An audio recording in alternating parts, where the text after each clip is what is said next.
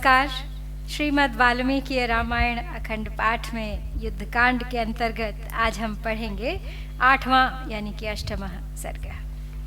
आज के सर्ग में है प्रहस्त, दुर्मुख, वज्रदंष्ट्र, निकुंभ और वज्रहनु का रावण के सामने शत्रु सेना को मार गिराने का उत्साह दिखाना।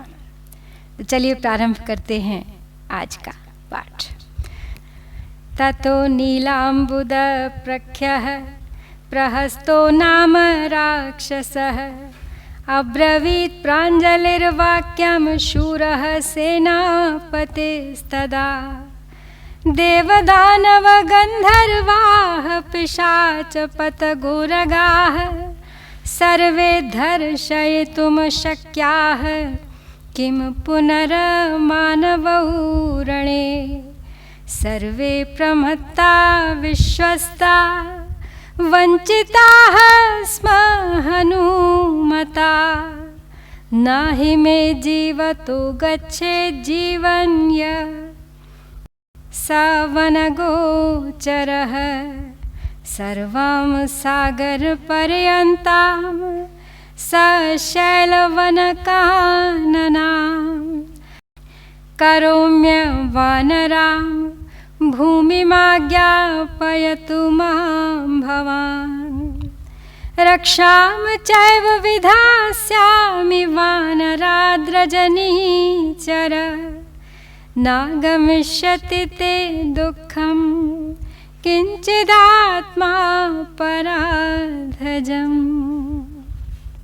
रावण ने अपने मंत्रियों से मंत्रणा कर ली है। मंत्री सब उसी की वाहवाही कर रहे हैं, चापलूसी कर रहे हैं और पूर्ण विश्वास दिला रहे हैं कि जब आपके पास इंद्रजीत जैसा योद्धा है, इतने वीर राक्षस गण हैं, तो आपको तो राम का वध आप अवश्य ही कर डालेंगे। आपको किसी प्रकार की कोई चिंता की आवश्यकता ही नहीं है। तो रावण के दरबार में बस इसी प्रकार की मंत्रणा अब भी चल रही है।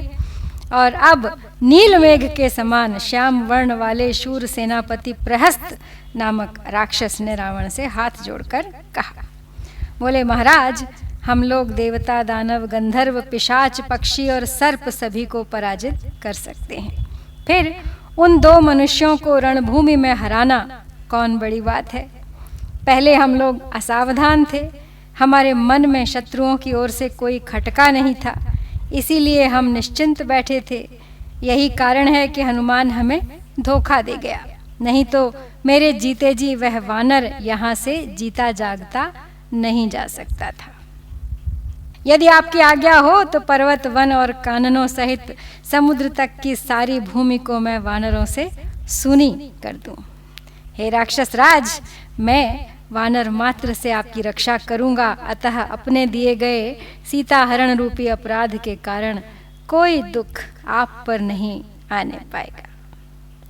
अब्रवीतु सुसंक्रुद्धो दुर्मुखो नाम राक्षसः इदं न क्षमणीयं हि सर्वेषां नः प्रदर्शनम् अयं परिभवो भूयः पुरस्यान्तः पुरस्य च श्रीमतो राक्षसेन्द्रस्य वानरेण प्रदर्शनम् अस्मिन् मुहूर्ते गत्वैको निवर्तिष्यामि वानरान् प्रविष्टान् सागरं भीमंबरं वा रसातलम् ततो अब्रवीत् सुसंक्रुद्धो वज्रदंष्ट्रो महाबलः प्रगृह्य परिघं घोरं मांसशोणितरूषितं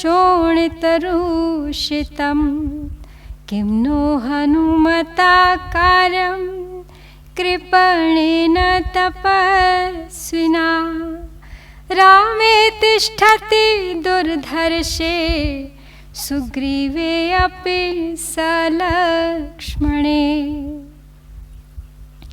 तो प्रहस्त के बाद अब दुर्मुख नामक राक्षस ने अत्यंत कुपित होकर कहा कि यह क्षमा करने योग्य अपराध नहीं है, क्योंकि इससे हम सब लोगों का तिरस्कार हुआ है।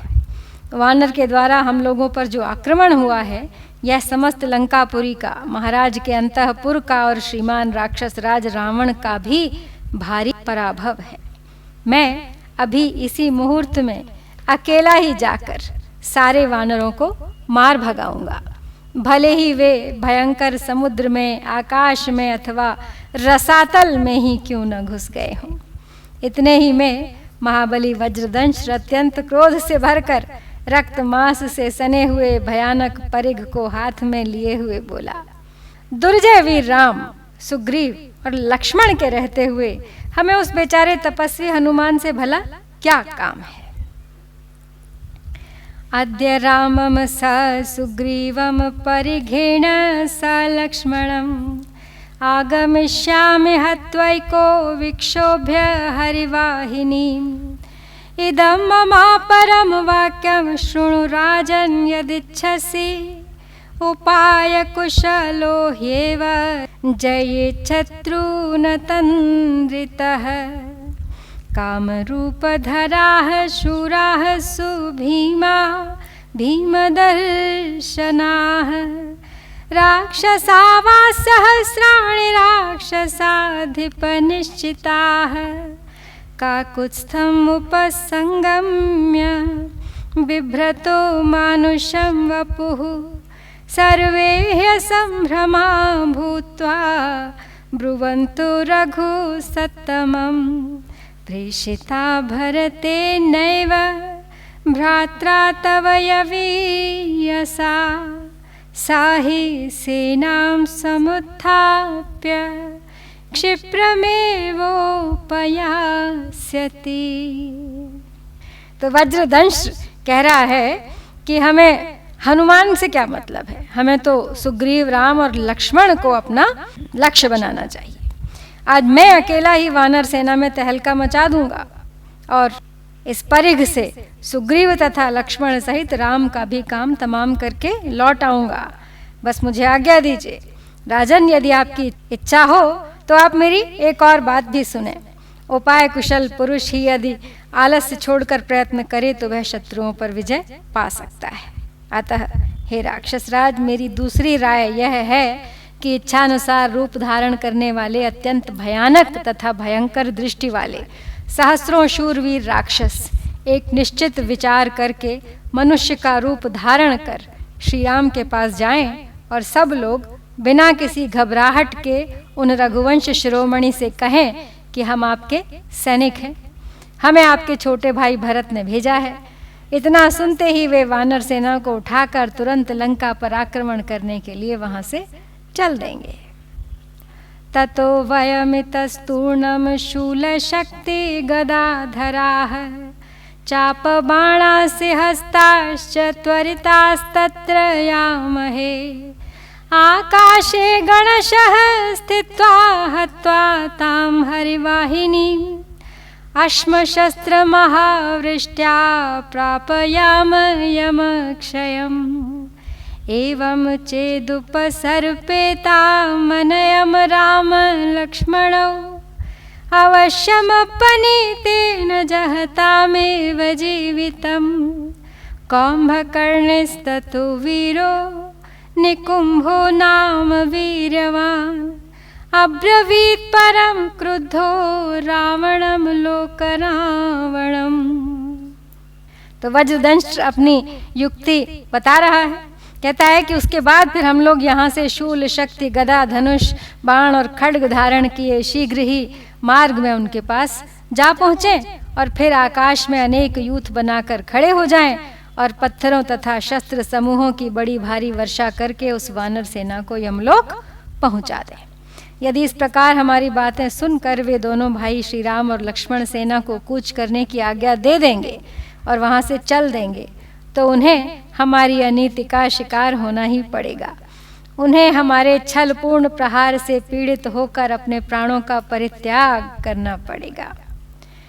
तदनंतर पराक्रमी वीर कुंभकर्ण कुमार निकुंभ ने अत्यंत कुपित होकर समस्त लोगों को रुलाने वाले रावण से इस प्रकार कहा, सर्वे भवन्तस्तिष्ठन्तु महाराजेन संगताः अहमेको हनिष्यामि राघवं सह लक्ष्मणं सुग्रीवं सह हनुमन्तं सर्वांश्चैवात्र वानरान् ततो वज्रहनुर्नाम राक्षसः पर्वतोपमः क्रुद्धः परिलिहिन् श्रिक्कां जिह्वया वाक्यमब्रवीत्